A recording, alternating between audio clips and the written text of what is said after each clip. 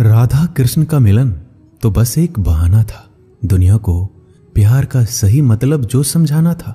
राधा के सच्चे प्रेम का यह इनाम है, कान्हा से पहले लोग लेते राधा का नाम है। प्रेम एक ऐसा अनुभव है जो मनुष्य को कभी परास्त नहीं होने देता, और घृणा एक ऐसा अनुभव है जो मनुष्य को कभी जीतने नहीं देता। इंसान का मुश्किल वक्त उसके लिए एक दर्पण की तरह होता है जो हमारी क्षमताओं का दर्शन हमें करवाता है। इस पूरे ब्रह्मांड में ऐसी कोई ताकत नहीं जो इंसान की इच्छाओं की पूर्ति कर सके, क्योंकि इंसान की इच्छाएं एक समुद्र के समान होती है जिसे कभी भी भरा नहीं जा सकता। अगर आप जीवन में असफल होते हैं तो आपको दोबारा प्रयास करने में कभी घबराना नहीं चाहिए, क्योंकि जब आप दोबारा प्रयास करते हैं तो आपकी शुरुआत सुनने से नहीं बल्कि आपके अनुभव से होती है। इस संसार में मनुष्य किसी भी रूप में बड़ा नहीं होता, बल्कि मनुष्य के पीछे जो ताकत खड़ी होती है वो ज्यादा बड़ी होती है। जिस व्यक्ति के पास संतुष्टि नहीं है उसे कितना भी मिल जाए वह असंतुष्ट ही रहेगा। स्वार्थ से रिश्ते बनाने की कितनी भी कोशिश करें वह कभी नहीं बनते, और प्रेम से बने रिश्तों को कितना भी तोड़ने की कोशिश करें वो कभी नहीं टूटते।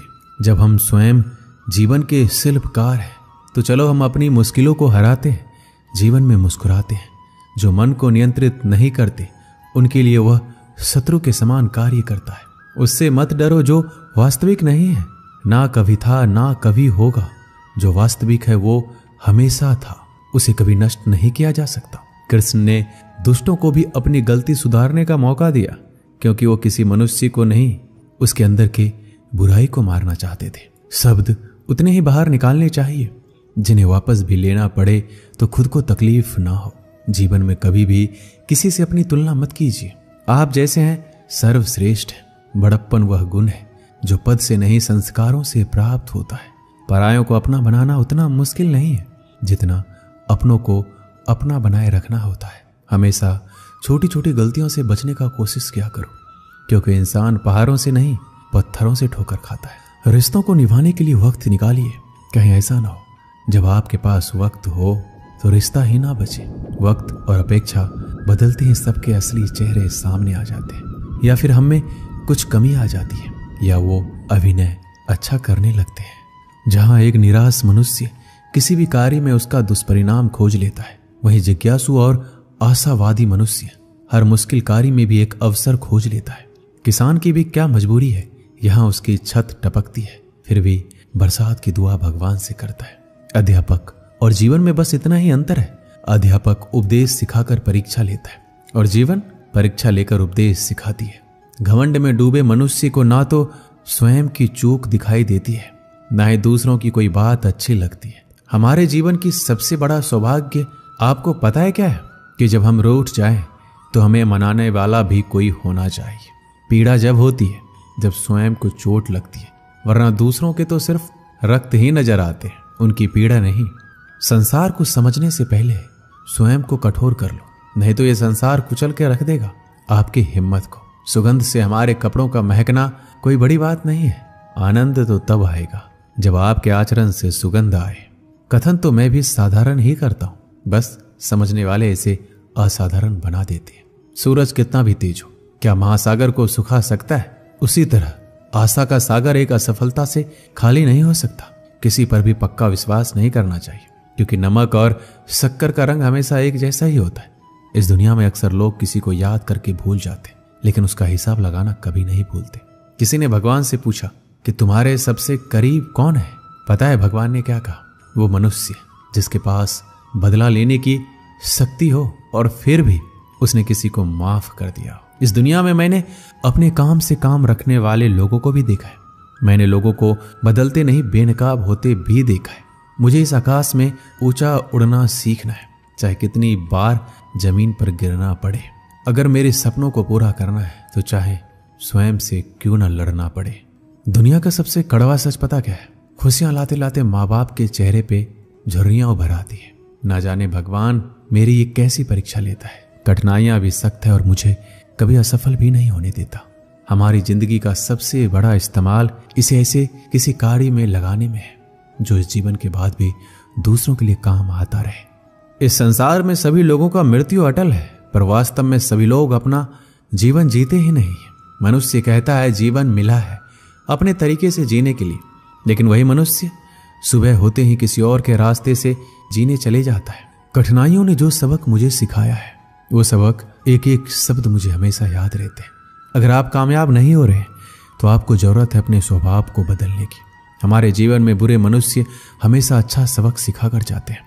हमें हमारा रास्ता भी सही चुनना चाहिए, क्योंकि कभी हमारे इच्छित लक्ष्य रास्तों में ही मिल जाते हैं। सफल होने में आनंद तो तभी है जब सारी दुनिया आपको असफल करने पर जुटी हो। क्या आप जानते हैं इस संसार में सच्चे मनुष्य को हमेशा झूठे मनुष्य से अक्सर ज्यादा सफाई देनी पड़ती है। जिंदगी में वक्त हर बुरे वक्त को जरूर बदल देता है, बस अच्छा वक्त आने के लिए थोड़ा समय चाहिए। गर्व ना करना कभी अपनी जिंदगी में, किस्मत हमेशा बदलती रहती है, आईना वही रहता है, बस उसमें आकृति बदलती रहती है। इस जिंदगी में हमेशा एक बात याद रखना, मित्रता और आशीर्वाद में बस अपना मन साफ रखना। मुझे मित्रता करनी है इस समय के साथ, मैंने देखा है ये अच्छे अच्छों को पूरा बदल देती है। हर कोई चिंतित है मेरे ज्यादा बोलने से, और मैं चिंतित हूं अपने अंदर के निशब्दता से।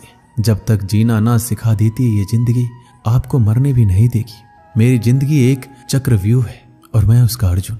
मेरा पूरा जीवन एक बड़ी कहानी है और उसमें ऐसे हजारों पन्ने हैं जो मैंने अभी तक नहीं पढ़े हैं।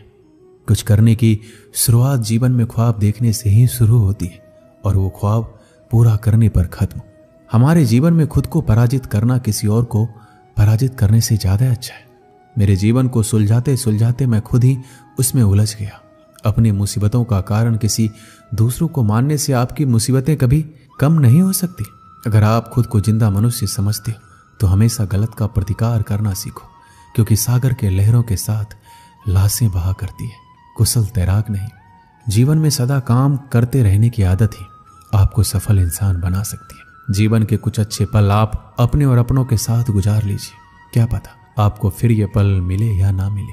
सफलता पाने के लिए एक रात काफी नहीं, इसे पाने के लिए बहुत रातों को जागना पड़ता है। जीवन में होने वाली गलतियों का उद्देश्य आपको बिगाड़ना नहीं, सुधारना होता है। ये जीवन के मायने हमें असली संसार के अनुभव सिखलाती है। जब आपके जीवन के चारों ओर हताश और निराशा हो, जब दुखों ने आपको हर जगह से घेर रखा हो, तब आप सच्चे मन से कृष्ण जी के नाम का दीपक जलाना और अपना सब हाल श्री कृष्ण को सुना देना। श्री कृष्ण स्वयं आपके सारे दुख हरने आएंगे। मनुष्य अपने सच्चे हृदय से जो दान दे सकता है वह अपने हाथों से नहीं दे सकता, और मौन रहकर हम जो कह सकते हैं वह हम अपने शब्दों से नहीं कह सकते। श्री कृष्ण कभी भी हमारा हाल नहीं पूछते। श्री कृष्ण अपने सच्चे भक्तों पर हर घड़ी नजर रखते हैं। प्राचीन समय की बात है, एक राज्य में एक राजा राज करता था। उसका राज्य खुशहाल था, धन धान्य की कोई कमी नहीं थी। राजा और प्रजा खुशी खुशी अपना जीवन यापन कर रहे थे। एक वर्ष उस राज्य में भयंकर अकाल पड़ा। पानी की कमी से फसलें सूख गई। ऐसी स्थिति में किसान राजा को लगान नहीं दे पाया। लगान प्राप्त न होने के कारण राजस्व में कमी आ गई और राजकोष खाली होने लगा। यह देखकर राजा चिंता में पड़ गया। हर समय वह सोचता रहता कि राज्य का खर्च कैसे चलेगा। अकाल का समय निकल गया, स्थिति समान हो गई, किंतु राजा के मन में चिंता घर कर गई। हर समय उसके दिमाग में यही रहता कि राज्य में पुनः अकाल पड़ गया तो क्या होगा। इसके अतिरिक्त भी अन्य चिंताएं उसे घेरने लगी। पर उसी राज्य का भय, मंत्रियों का षड्यंत्र जैसी कई चिंताओं ने उसकी भूख प्यास और रातों की नींद छीन ली थी। वह अपने इस हालत से परेशान था, किंतु जब भी वह राजमहल के मालिक को देखता तो आश्चर्य में पड़ जाता। दिन भर मेहनत करने के बाद वह रूखी सूखी रोटी ही खाता और पेड़ के नीचे मजे से सोता। कई बार राजा को उससे जलन होने लगती। एक दिन उसके दरबार में एक सिद्ध साधु पधारे। राजा ने अपनी समस्या साधु को बताई और उसे दूर करने का सुझाव मांगा। साधु राजा की समस्या अच्छी तरह से समझ गए थे। वो बोले, राजन, तुम्हारी चिंता की जड़ राजपाट है। अपना राजपाट पुत्र को देकर चिंता मुक्त हो जाओ। इस पर राजा बोला, गुरुवर, मेरा पुत्र मात्र 5 वर्ष का है, वह अबोध बालक राजपाट कैसे संभालेगा। साधु बोले, तो फिर ऐसा करो, अपनी चिंता का भार तुम मुझे सौंप दो। राजा तैयार हो गया और अपनी राजपाट साधु को सौंप दिया। इसके बाद साधु ने पूछा, अब तुम क्या करोगे। राजा बोला, सोचता हूं कि अब कोई व्यवसाय कर लो, लेकिन उसके लिए धन की व्यवस्था कैसे करोगे। अब तो राजपाट मेरा है, राजकोष के धन पर भी मेरा अधिकार है। राजा ने उत्तर दिया, तो मैं कोई नौकरी कर लूंगा। तब साधु ने कहा, ये ठीक है, लेकिन यदि तुम्हें नौकरी ही करनी है तो कहीं और जाने की आवश्यकता नहीं है, यही नौकरी कर लो। मैं तो साधु हूं, मैं अपनी कुटिया में रहूंगा, राजमहल में ही रहकर मेरी ओर से तुम ये राजपाट संभालना। राजा ने साधु की बात मान ली और साधु की नौकरी करते हुए राजपाट संभालने लगा। साधु अपनी कुटिया में चले गए। कुछ दिन बाद साधु पुनः राजमहल आए और राजा से पूछा, कहो राजन, अब तुम्हें भूख लगती है या नहीं? तुम्हारी नींद का क्या हाल है? राजा ने कहा, गुरुवर, अब तो मैं खूब खाता हूं और गहरी नींद सोता हूं। पहले भी मैं राजपाट का कार्य करता था, अब भी करता हूं। राजा ने अपनी स्थिति बताते हुए प्रश्न भी पूछ लिया, फिर ये परिवर्तन कैसे? ये मेरी समझ के बाहर है। साधु मुस्कुराते हुए बोले, राजन, पहले तुमने काम को बोझ बना लिया था और उस बोझ को हर समय अपने मानस पटल पर ढोया करते थे, किंतु राजपाट मुझे सौंपने के उपरांत तुम समस्त कार्य अपना कर्तव्य समझकर करते हो, इसलिए चिंता मुक्त हो। इस कहानी से हमें क्या सीख मिलती है? जीवन में जो भी कार्य कीजिए अपना कर्तव्य समझकर कीजिए, ना कि बोझ समझकर। यही चिंता से दूर रहने का मात्र एक तरीका है। दोस्तों, इस वीडियो में बस इतना ही। मिलते हैं अगले वीडियो में। अपना ख्याल रखिएगा। जय श्री कृष्ण।